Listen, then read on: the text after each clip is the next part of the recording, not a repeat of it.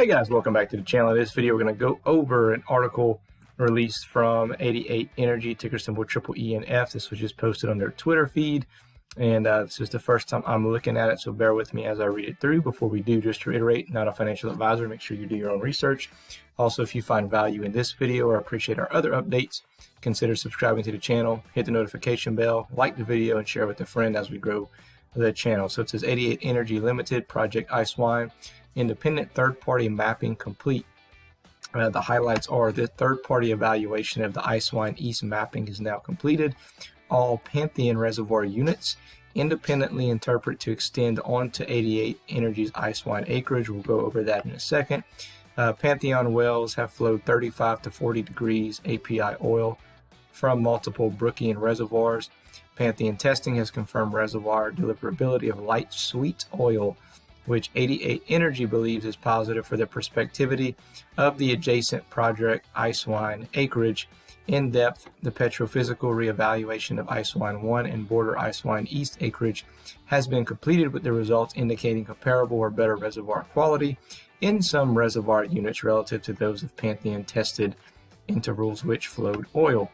88 Energy evaluated the self-margin data, slope fan set, basin floor fan, that plays fairway on the Project Ice Wine acreage is now complete. The independent third-party mapping, which utilized available well information from presentations publicly released by neighboring acreage holder Pantheon Resources, plus internal 88E data, shows all of the Pantheon reservoir units extend onto the Project Ice Wine acreage. So what, right? Well, if the Pantheon reservoir shows signs of sweet flowing oil and it extends onto the Project Ice Wine acreage, what do you think's potentially there on the Project Ice Wine acreage? Sweet, smooth flowing oil. Okay, so it says an in-depth petrophysical reevaluation of Ice Wine 1 and the broader Ice Wine East area has also been completed by independent petrophysical consultants. The consultants focused on assessing Ice Wine 1 logs against intervals that flowed oil in Pantheon's acreage to the north. Pleasingly, a comparison of the tested interval in the Alkade 1 against in similar interval in Ice Wine 1, called the SMBD reservoir unit, indicated that the favorable potential of flow test of the same zone in the Ice Wine acreage. Table 1 contains a summary of petrophysical data from these intervals. It reveals similar porosity and clay content in Ice Wine 1, with importantly higher oil saturation and productivity estimates in the Ice Wine 1. These studies have confirmed 88 Energy's preliminary analysis, as previously announced on April 8, 2022, and accordingly, along with the recent mapping efforts, will form the basis of an independent volumetric and risking certification, which is expected to be completed in mid of 2022. And then you can take some time to kind of take a look at that there. As you see, the effective porosity, 8.8%, clay content, roughly about the same. Oil saturation is actually a lot higher. It's, so 65% compared to 49%. So that's encouraging, okay? The Pantheon wells, let's see, flowed 35 to 40 degrees. Boom, boom, boom, boom, boom, boom. We've already said this in the top. Let's see. This data is not yet publicly available, and as a result, only a qualitative comparison of these logs against Ice Wine 1 logs could be carried out this time. Given the favorable petrophysical comparison between Ice Wine 1 and Alkade 1, the company is optimistic that a production test in the Ice Wine East acreage could potentially yield a similar or better result than seen during the Alkade 1.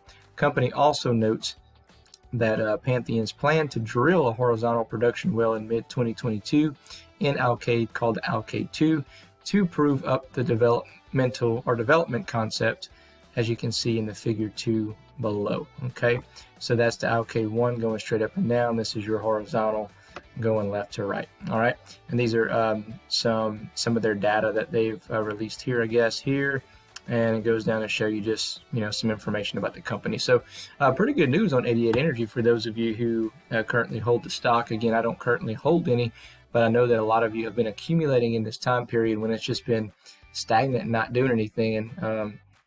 And some people keep saying how attractive those prices are, and buy it up, and you could kind of reap the benefits off of this news here. Maybe you get some more people coming in and buying off of this news and kind of get some excitement back into it. I don't know.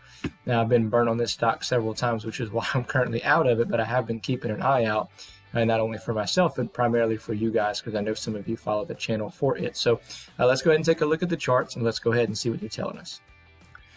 All right, guys, and before we get too far into it, I actually made a mistake at the beginning of the video. As I said that it was just released on Twitter. It looked like it was actually released about 20 hours ago. So market has not reacted well to this news either. So EEENF down about 20% for the month, about 60% year to date.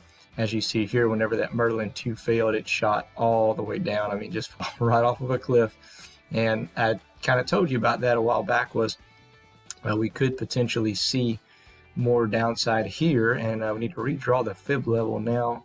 You see we're at 0.0065 is still the absolute low, and 4 cents is going to be your absolute high on this time frame.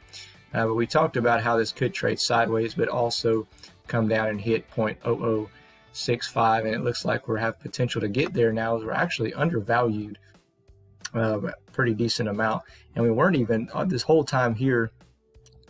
When we actually were flirting with undervalued, we were actually in a bullish pattern, which is kind of crappy because you have no volume on it, and now it's just slowly sliding down, and it could potentially easily hit 0.065. But for those of you who are long and bullish, I mean, these prices are hard to pass up. Like I said, for me, I'm not in this stock. I've traded it 3 times, and I'm 1 for 3 on it. So the 2 times being, I got burnt, especially that last time. As you see here, I got burnt pretty bad and decided to go ahead and get out because I didn't see it moving back up to the upside for quite a while, but you never know, could be wrong. So anyway, in my opinion, that's some pretty good news and pretty encouraging signs for them as a company, that that reservoir shows that, and it actually extends onto their acreage of where they're going to be drilling, I believe, and should have them give them some positive news coming forward at some point. So anyway, just wanted to provide you that update. Let me know your comments below. Other than that, we'll catch you in the next one.